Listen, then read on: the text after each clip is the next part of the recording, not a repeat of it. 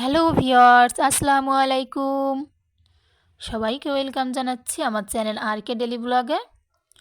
কাছে এবং দূরে যে যেখান থেকে আমার ভিডিওটি দেখছেন, আশা করি আল্লাহর রহমতে সবাই ভালো আছেন। আল্লাহর রহমতে আমরাও ভালো আছি। বরাবরের মতো আরও একটি নতুন ভিডিও নিয়ে আপনাদের মাঝে হাজির হলাম। আশা করি ভিডিওটি আপনাদের ভালো লাগবে। তো আমি এখানে বাঁধাকপি দিয়ে চিংড়ি মাছ দিয়ে রান্না করব। আমি এখানে বাঁধাকপিটি একটু অন্যভাবে রান্না করব। তো আমি কড়াই পরিমাণ মতো তেল দিয়ে পেঁয়াজ ভেজে নিয়েছি। পেঁয়াজ ভেজে মশলা দিয়ে আমি মশলাটা পানি দিয়ে ভালোভাবে কষিয়ে নিলাম। নিয়ে আমি এখানে মাছ দিয়ে দিলাম।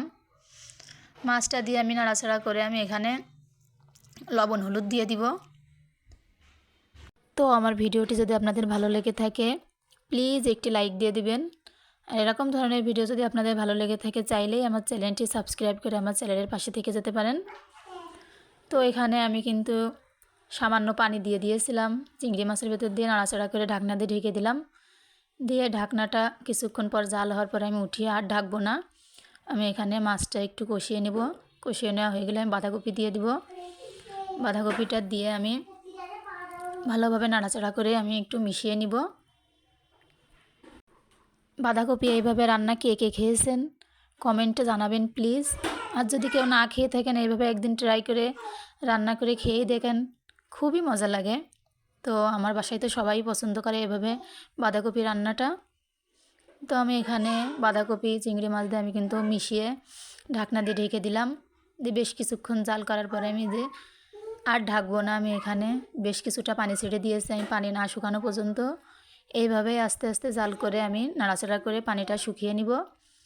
পানিটা শুকানো হয়ে গেলে আমি এখানে বাঁধাকপিটা আমি নামিয়ে নিব। এতক্ষণ ধৈর্য ধরে যারা যারা আমার ভিডিওটি দেখছিলেন সবাইকে অসংখ্য ধন্যবাদ। আমার ভিডিওর ভিতরে কোথাও যদি কোনো ভুল ত্রুটি থাকে প্লিজ ক্ষমা সুন্দর দৃষ্টিতে দেখবেন।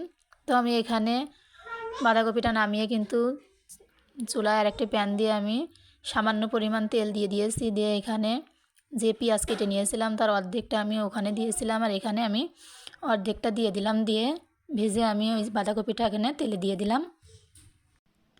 তো এইভাবেই আমি বাঁধাকপিটা আমি নাড়াচাড়া করে নিব। বেশ কিছুক্ষণ নাড়াচাড়া করে নেব। নিয়ে আমি এখানে দেখেন কালারটা কিন্তু চেঞ্জ হয়ে গিয়েছে, ভাজতে ভাজতে তেল উঠে এসেছে। তো এখন আমার বাঁধাকপিটি রান্না হয়ে যাবে প্রায়। দেখেন আপনাদের একটু দেখানোর চেষ্টা করছিলাম, তেল উঠে গিয়েছে, ভাজা ভাজা হয়ে গিয়েছে, খুব সুন্দর একটা ঘ্রাণ আসছিল। তো আমার রান্না হয়ে গেছে, এখন আমি নামিয়ে নিব। দেখেন কত সুন্দর দেখা যাচ্ছে, খেতেও খুব মজা হয়েছে।